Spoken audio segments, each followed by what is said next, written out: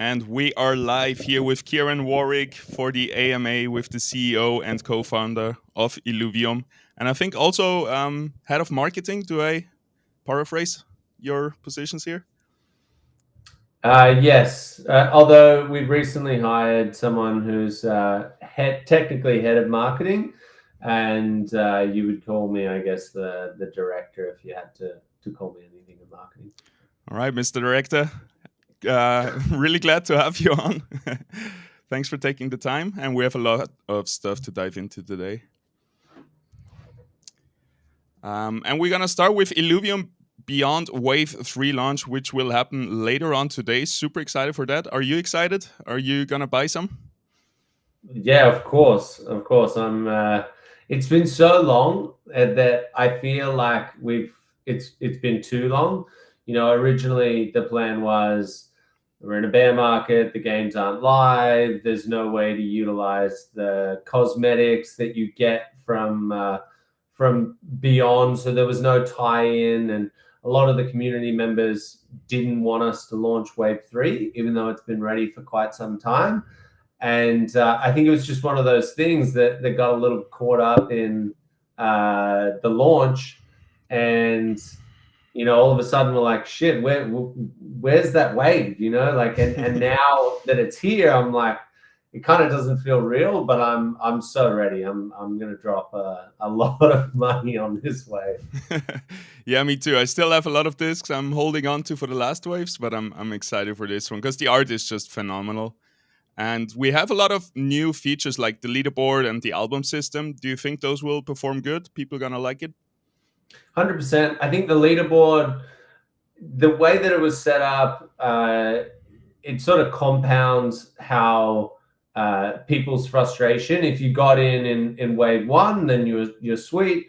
But also, if you got in wave 1 and you weren't as big a buyer as someone else, then you were kind of bored out of the leaderboards to start off with. And then in wave 2, even if you had a little bit more money to spend in that wave, you kind of already behind. So it wasn't a good feeling. Whereas having dual leaderboards now for each wave, I think, and the legacy one, I think is really, really good. I think that's going to motivate a lot of people. And then the big one that we've been talking about for so long is the stretch goals, you know, where you earn these points and it unlocks these drone blasts, skins, emotes, like, and it's not just, hey, I can see them in my wallet, which you couldn't even do previously in the other waves. It's you can actually use them now. You can go into the arena, you can stunt on people by, you know, doing what Rich loves to do and just spam emotes constantly. And it has meaning now.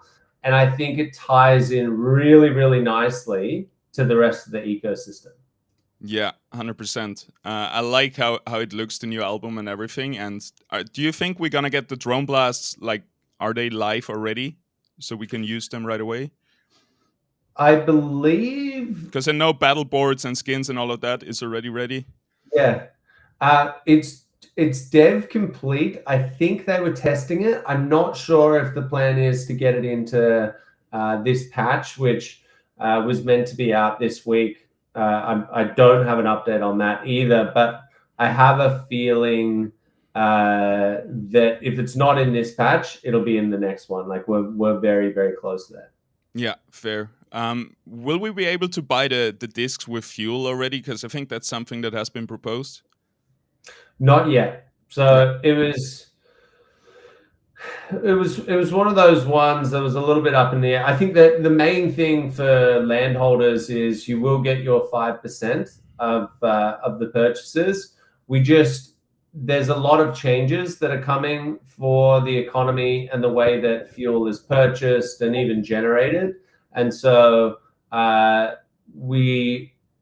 Beyond is a pretty standardized product now. This is our third wave. It's been around for 2 years. There's a lot of customers. Like, we just didn't want to muddy the waters with adding something in that potentially has volatility and all sorts of other stuff. But the plan is 100% by wave 4 to have integrated our fuel system, so it's just seamless.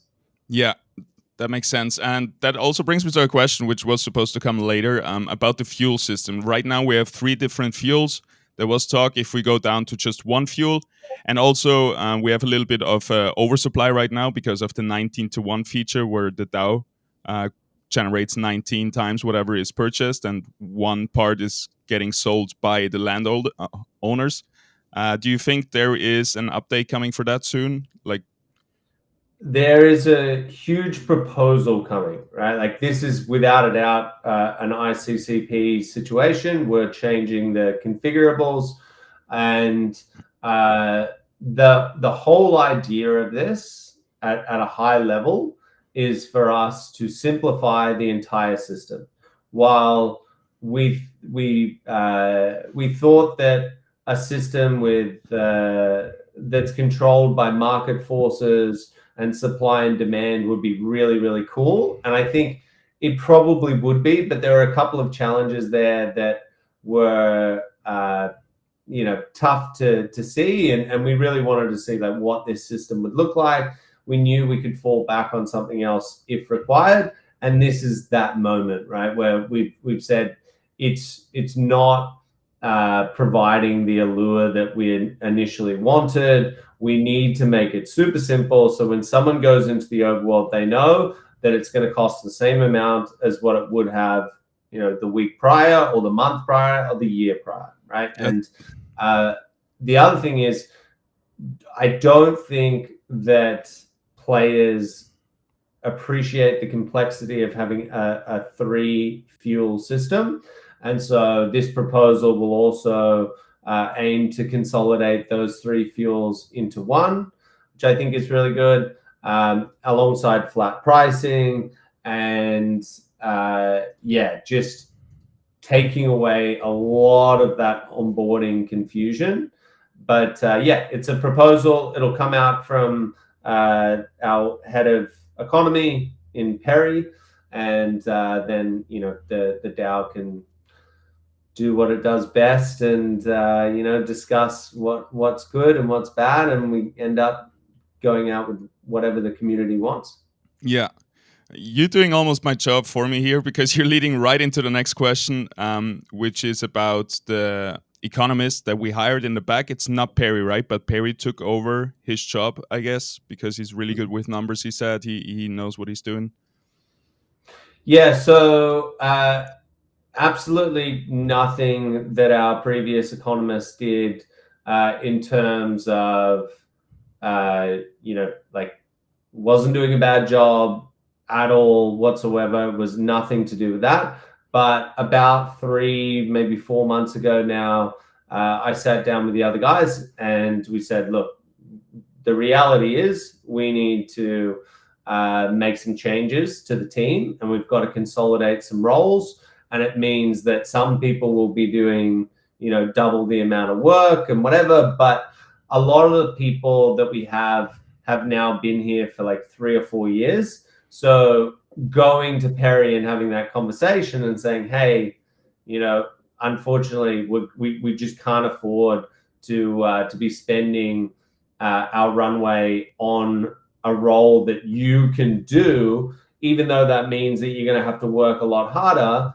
It is easier to have those conversations. And someone like Perry was, straight away, yeah, no worries. I understand. We've got to do what we've got to do. And we did that across a number of positions, which is why we've been able to get our burn rate down quite considerably, but also create be a lot more efficient and a lot more streamlined. Communication is a lot better from having less people working on things. And so that was just one part of that process. Yeah, that's nice to hear. I think it can be stressful for the people to wear so many hats, but then again, they have like insight in all the projects and can be very effective in their job. And I guess that's just the environment you put yourself in a startup model that is similar to Illuvium. It's a startup, right? Like, it's kind of funny, right? There's so many people that are like, what are you going to do? And they create FUD and they say like they have no idea, they're going to run out of money. This is not my first rodeo. It's certainly not my first startup. And there's a reason why we haven't run out of money. I'm not going to let that happen. And there's multiple levers that we have to pull in order to ensure that we have runway. One of those is reducing costs. Another is increasing revenues. And the third is raising capital. And we're very, very astute at doing all three of those. And, we're lucky enough to be in a position where we have such a good team that believes in the vision and do things like Perry and say, you know what, I'll put my hand up and help the DAO to reduce those costs. And similarly with our investors really backing us and saying, you've definitely got something here. You need to do a little bit of fine tuning. And, there's confidence there as well. So we're all sweet. Yeah. Before we get deeper into the investor side of things, I wanted to confirm, are there any planned changes regarding pegging prices in general to USD? Because we know it has been happening now with Beyond, and I think you mentioned something earlier. But for example, for Overworld and just in general for Illuvium, is that something that we're going to do? Yeah, so that definitely should be a part of this proposal. It's all about setting things up so a mainstream player that comes into the ecosystem isn't seeing fluctuating prices. And if we remove the volatility of our own fuel system, but then keep the volatility of a fluctuating ETH price, kind of defeats the purpose of what we're trying to do here. So I know that was a discussion, and it's certainly going to be something that Perry talks about when he releases this proposal. But from my perspective, yes, I think we should have everything pegged in USD, so it's standardized across the board. It's easy to understand, and there's no sort of surprises if ETH goes to 50K or ETH goes to $500. That shouldn't really disrupt our pricing model. Yeah, because after all, we still want to get those Web2 gamers, and so far Illuvium has done a great job, I think, of just not throwing this Web3 experience at new players and just giving a just smooth gaming onboarding experience without having to deal too much with the wallets. Yes, like people can download and play the game, which is good already. And then if you also have like just standardized prices, this will just tie into real life experiences where you don't have these fluctuations so much that we experience in Web3. Yeah. Coming back to the investors. So we heard there's going to be a raise, I think, early next year. Do you think that's going to be a success? You're going to have an easy time finding new investors? And how about the old ones? Do you think they're still happy? They're still confident in the project? So there's a couple of things there. I think the first thing to point out is a capital raise is on the cards if other factors don't go our way, right? Like if we were spending a lot of time and effort and resources on Arena now to make that a really polished game, to create that gameplay loop where people come in free to play and they then see this competitive esports scene that we've built up that includes these Leviathan tournaments, and they start realizing, okay, well, this is the purchase my cards or my characters part of the journey here. I now love this game. I'm addicted to it, but I want to compete in these tournaments as well. And so they either go into the overworld and we generate revenue there, or they go into the marketplace, we generate revenue there, or they can do things like these drone runs that we've been talking about. And so there is a very high possibility that alongside the Arena, call it relaunch because it's really sitting in alpha, if we do a really, really good job and that starts creating the demand, I think the revenue is genuinely going to follow. And with that, we've recently I made that proposal to take a bunch of the tokens that were sitting outside of revenue distribution and put them in the treasury. So essentially what that means is instead of us making, I think it was like 14 or 15% of every dollar that's brought in, now we're making closer to 40%. So all of a sudden, if you generate $1 million, you've got 400K that the DAO is making and the studio can put towards runway. And as I mentioned earlier, our costs are coming down. If we can get them in line with around about $1 million or even a little bit less, 900K a month, the delta there is enough to extend our runway by double, right? So these are all the higher level stuff that are constantly running through my mind, right? Like that, and again, they're levers, right? If the best one to pull, no matter what, is revenue. So if we can pull that, amazing. We can't pull that, we pull costs. Now, some you pull at the same time, right? Like it's a juggling act, and then worst case, you go into investors and you say, hey, this is the deal. These are the changes that we've made. We've reduced our burn. We've now launched. And so we have some revenues, but we've realized that our mistakes were not focusing in and getting each game right, which is our plan now. Get Arena right, get Overworld right, get Zero right, then launch new game.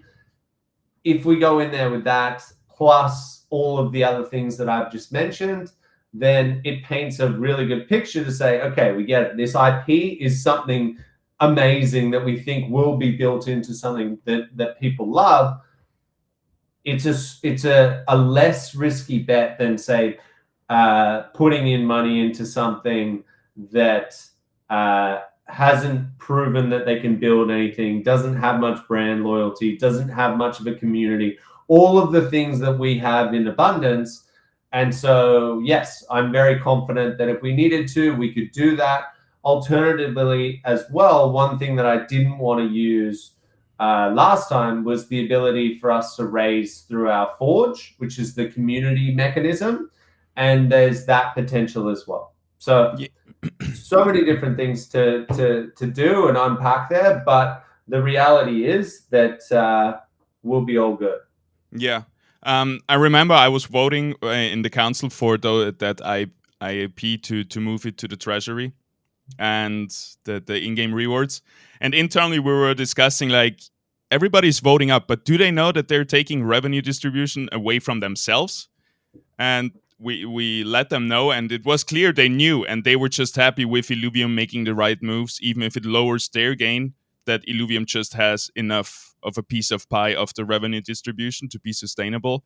And the whole community was behind it. We pushed through the proposal. So yeah, that was really cool to see. Yeah, and I guess... Yeah, so, I mean, look, if someone puts in 50 grand and they buy ILV and they sit there and they say, okay, over the next year, I'm potentially going to get $1,000 in revenue distributions. But in me getting that $1,000, it potentially puts at risk the entire project. And I have my $50,000 sunk cost.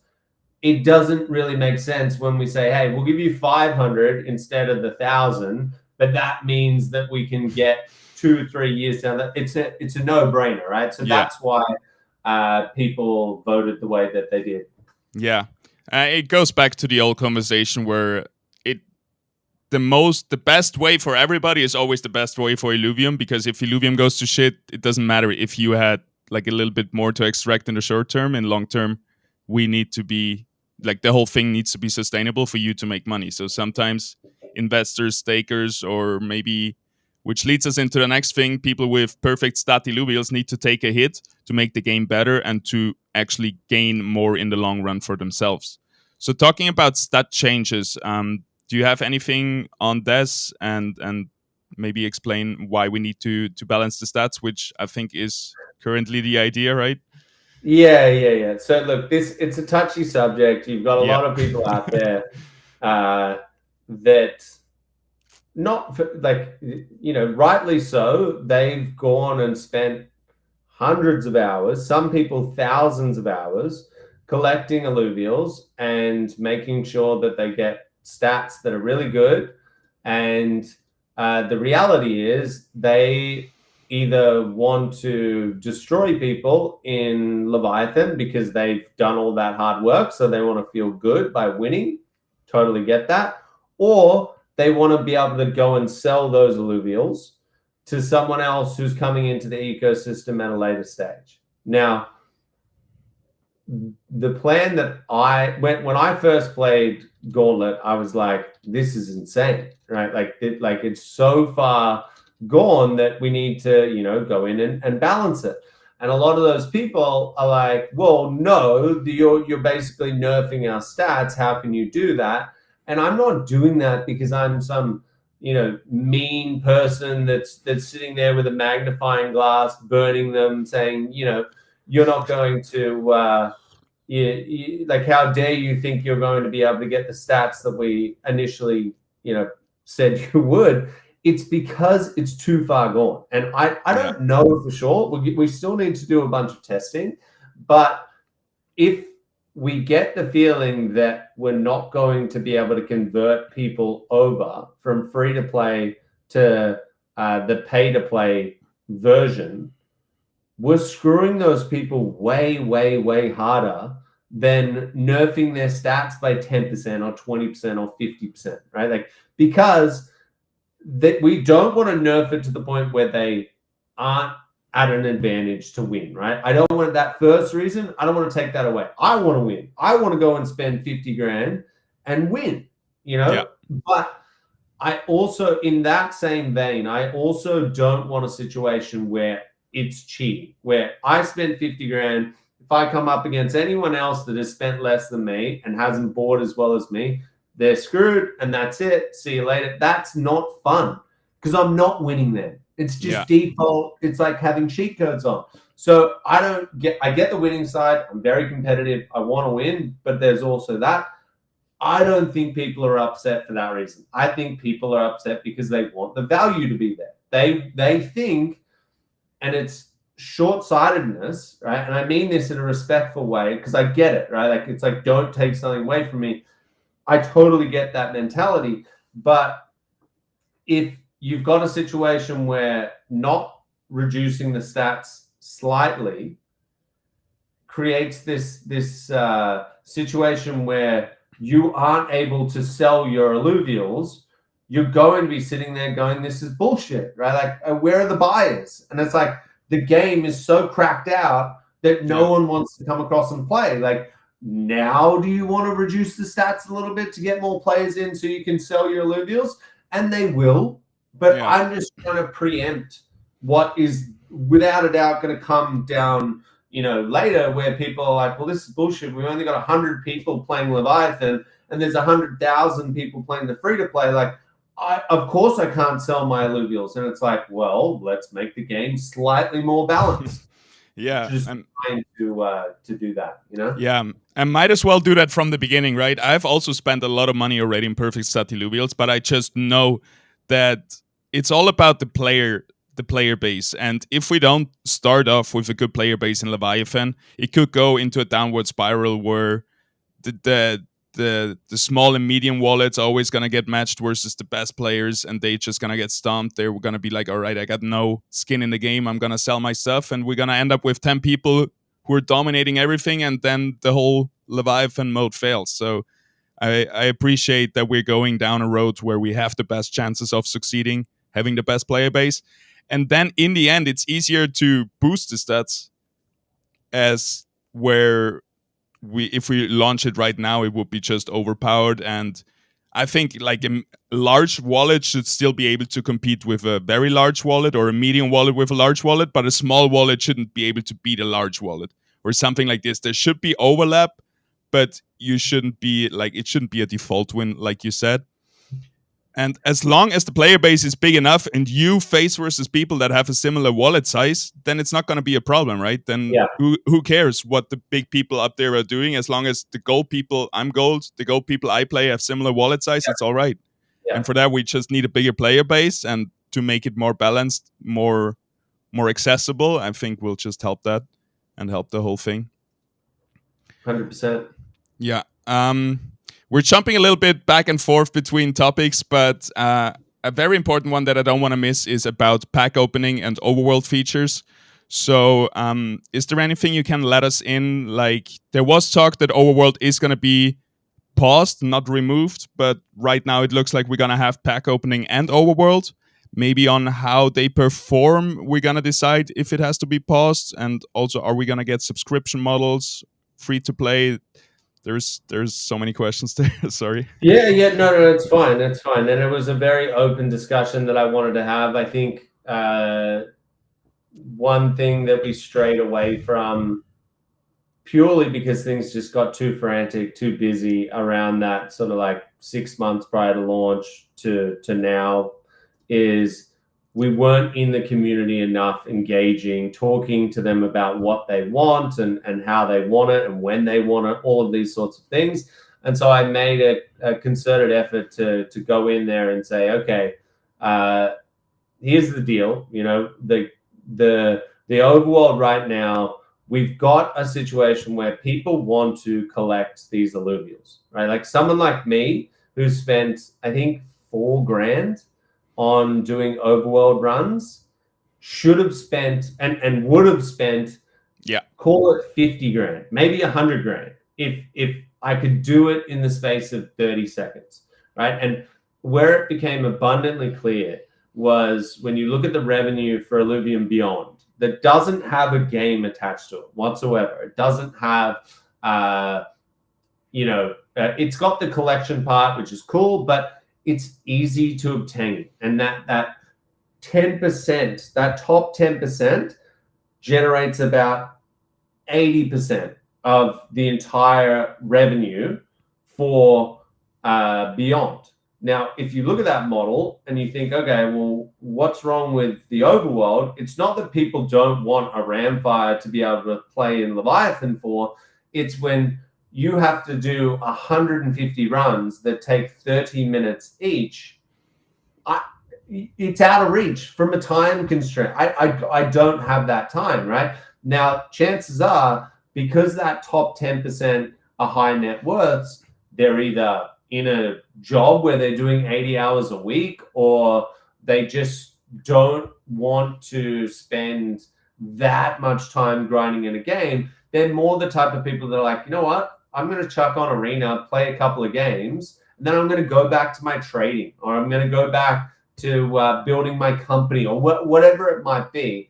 Yeah. But the fact remains that people want the alluvials. And when I started talking about this, it was a very controversial topic. You know, there were some people who were like, this guy's crazy. There were other people who were like, hang on a second. Now that I think about it, I don't not want the alluvials. Like I want to have all 200 of them.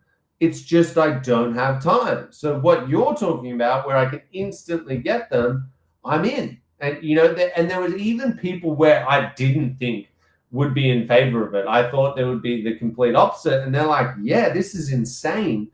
Let's get this. And I don't think it's, so where we got to round that point out is there's people that want to go into the overworld. Now, it does give you a bit of an advantage, which is why I said, let's pause it. There's another reason. I think relaunching Overworld, everyone that came out and said, you know, the monetization model is completely fucked.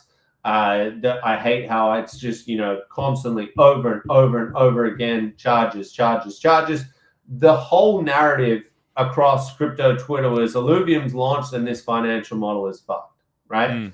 There are our diehards who are like, we get it. It's opening packs of cards, but it's a much more in-depth, cooler way to do it.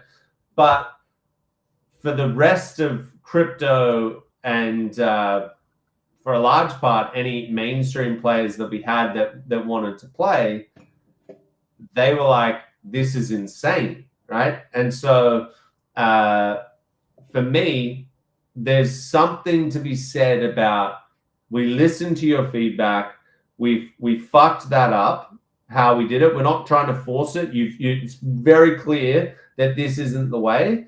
Relaunching and saying we've listened to you all, then you get the collective influencers, content creators, investors. Then they turn around, they're like, oh my God, Illuvium has listened to us. Now they've relaunched and it's got all of the things that we said were missing, plus a new financial model that does make sense, I think that changes everything, right? And so that was the reason there. But it was a big but.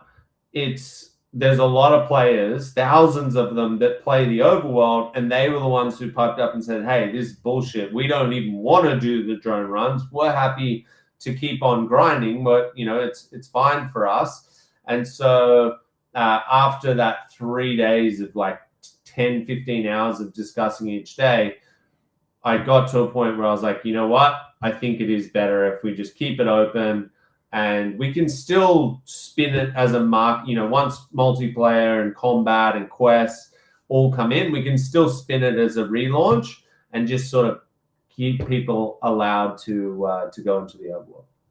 Yeah, I agree that I would love to just swipe my credit card and be able to open card packs. Like we all love that, and it's just a proven concept where it's so much dopamine hits in such a small time frame. And the other option, like you said, was to go in a 1 hour run, and that's just not feasible for many people. At one point it wasn't feasible for me anymore, and I'm not the person who values their time as much as other people in the Web3 space, where like some people just can't afford to spend an hour in an overworld run, but they would love to get the Illuvials. And the only other chance to get those Illuvials was to go to the marketplace if you want to get them instantly, right? And but then it's kind of the same thing but boring. You look for the exact Illuvials you want. 100%. It's the dopamine hit is not there. Yeah. Right? It's just not. And it's the same reason someone said to me the other day, how much money have you spent in Beyond? And I said, and they were trying to make a point that I wasn't using the marketplace because it was a shit experience. Totally get it. We need to make the marketplace a lot better. But they said, how much have you spent in Beyond? And I was like, I don't know, like 150K or something, somewhere around that, maybe a little less. And they were like, how many of those Illuvitas did you buy though, as in like from the marketplace? And I was like, I don't think I've bought one. Like I just, in my head, I don't want that. If I bought a Ramfire, the dopamine's not there, the feelings, it doesn't feel like mine. Yeah. And that is a weird feeling. Maybe I'm unique in that sense, but I don't think I am. I know a lot of these top Beyond players are like, I want to get it myself. And yes, you can go onto the marketplace now and buy a whole bunch of Illuvials and whatever. And I did that because there was no option, right? Like you literally, we were forcing me. It's like, go and spend 1,500 hours in the overworld. I don't have that. I'm trying to run a company. Or go and buy them on the marketplace. And the craziest part is the marketplace still took me hours, and I haven't even built up my whole team. So it's like bad or even worse. And then it's like there's no in between. And that's why I think these drone runs, as long as they're quick, they're like 30 seconds, maybe a minute. That's about it. And they give me good value. I don't care if it costs me a little bit more. You'll get my $100,000. And I think there'll be a lot of me's out there. Are we doing 30 seconds to 1 minute to kind of stay on track with lore? Because it would be weird if it was instant. Because in my head, it's like if you go to 30 seconds, 1 minute again, you're again going to lose people who don't want to wait that long, even if it's just 30 seconds, right? You can skip it. So it's like Beyond, where the opening sequence takes 30 seconds or whatever it is, but you can hit skip if you want to, similar to that. So yes, I do think I'll be sitting there going skip, skip, skip. Yeah. It's like 30 seconds can be a long time if you're waiting for your card pack. What you just mentioned, I want to dive a little bit deeper into that, where Illuvidex marketplace upgrades. Are we getting those soon? Because we all know it's very much needed just to improve the buyer's experience and streamline that. Illuvidex marketplace is getting an overhaul. The problem that we had is we had to focus on, there's a lot of new stuff coming for Beyond, and we've downsized our web team considerably in that reduction where we're trying to save costs. And so it was really a choice. Do we go hard on the marketplace or do we do Beyond?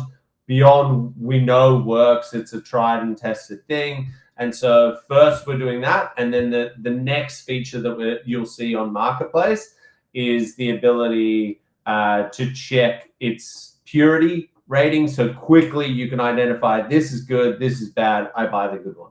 Yeah.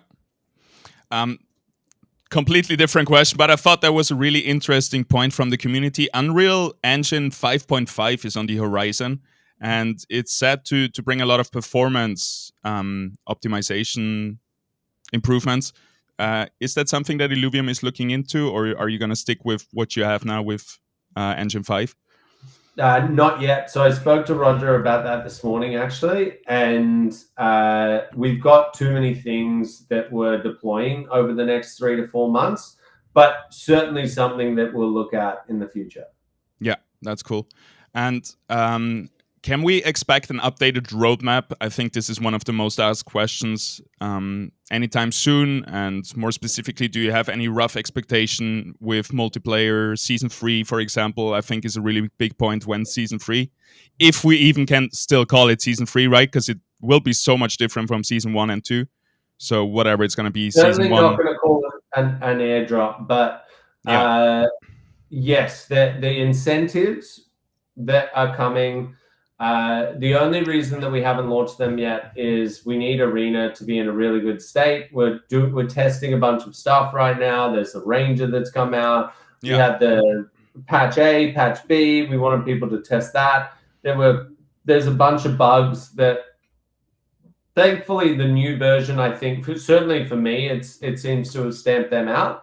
So there's a bunch of stuff that we're doing. And as soon as we bet that down, then we'll go live with incentives, which will start with leaderboards, and then we'll slowly move into the tournament scene. Yeah, that's the classic side where investors are like, when? But the development side is like, well, we need to build the game, and it's really hard to predict that. And they're like, you cannot put an exact time on it. But as soon as we have the game ready, obviously we're gonna launch it, right? So it's, I guess, hard. With just an overall roadmap, is something like this coming soon? Because I think you have been talking in other AMAs and town halls that this is something you want to focus more on to improve communication and transparency. Yeah, so there's just a lot of stuff going on at the moment, which is why we haven't released this roadmap. But and mainly to do with the Overworld stuff. We had a lot of those discussions. What do we do? But it's for the community to know our focus, as we've been saying for a while now, is on Arena. You can see by all of the updates that we've been pushing out. But yes, absolutely, we need to get a roadmap done, and it's certainly up there with things that we need to do. Yeah. That is fair.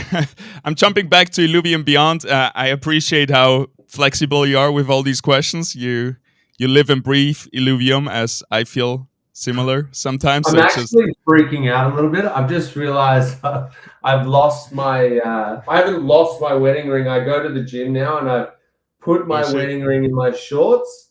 And I usually play with my ring when I'm on an AMA, and I was like, oh dear God. So I messaged my wife and I was like, is it in the washing machine? I don't know. Because if I've lost that, I'm so fucked. So yeah. You don't want to lose that.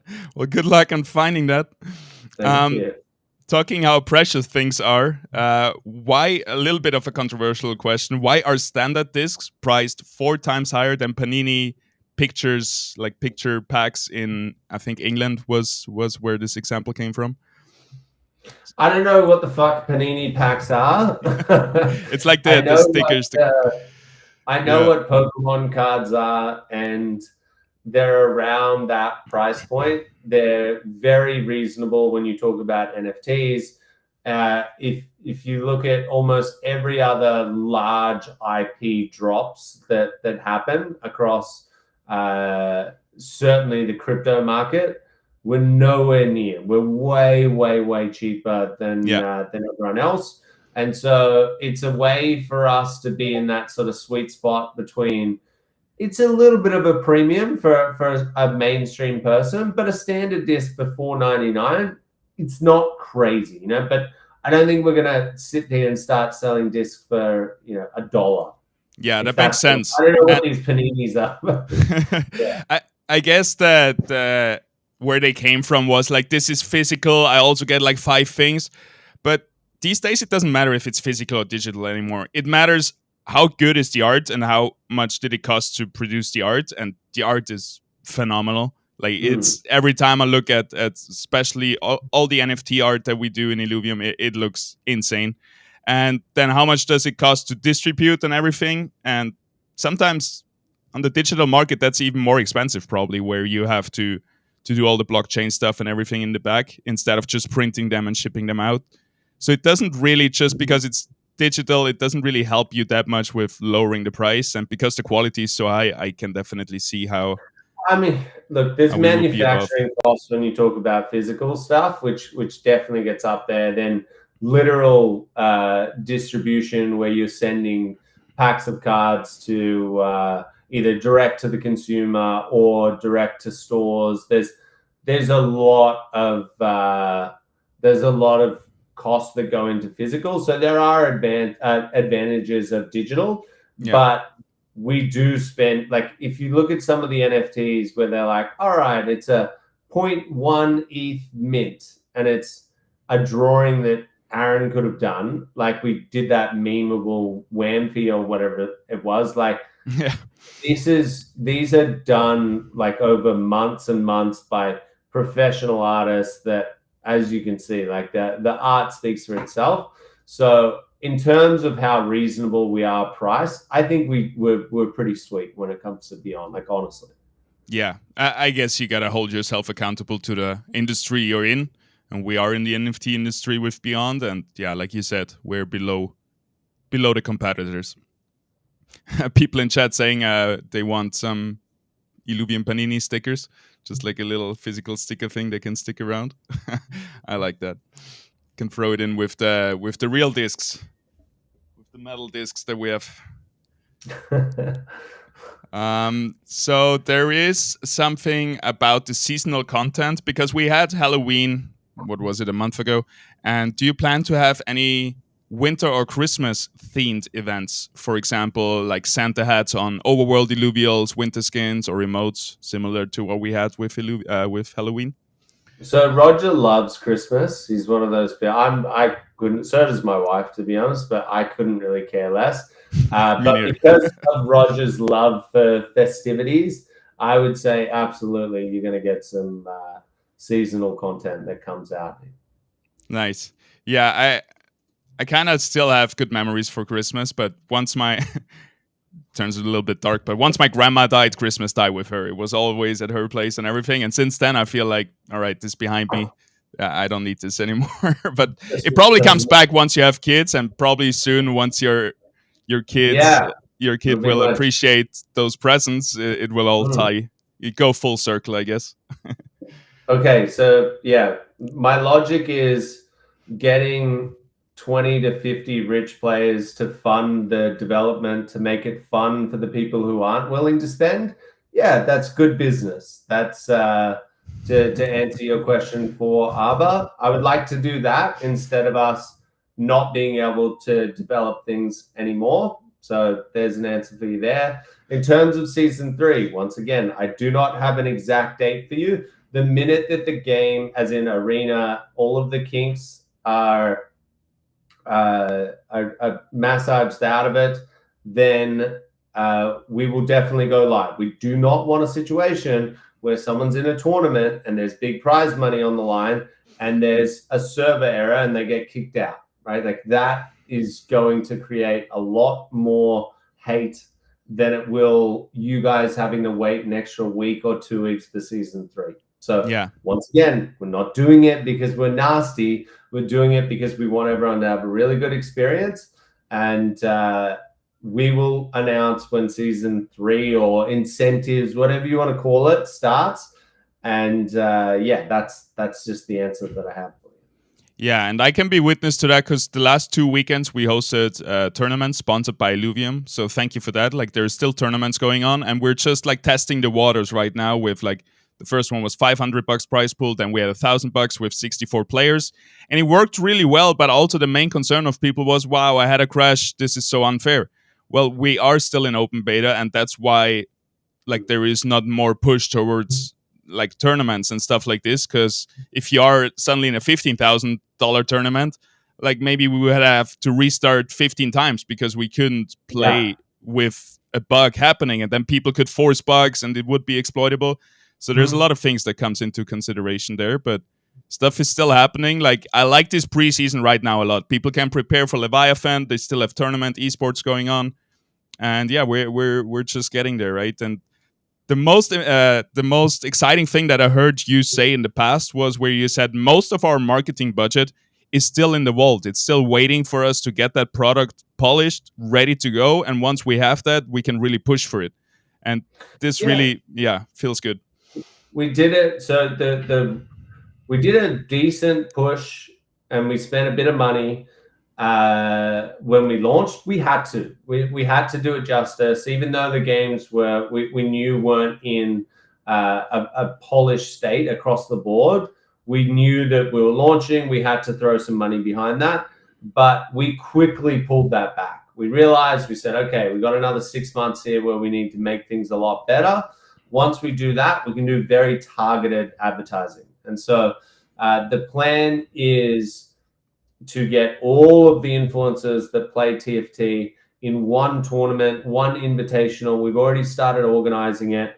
And instead of this a situation where we get someone who is skeptical of Web3 that says, you know, oh, Team Liquid, they've sold out, they're playing Illuvium, I'm going to go to my other content creator that I watch. In that situation, that other content creator is playing the guy in Team Liquid in a tournament. And then you're kind of like, okay, well, if he's playing it and he's playing it, I'm going to go to my next one and he's playing it.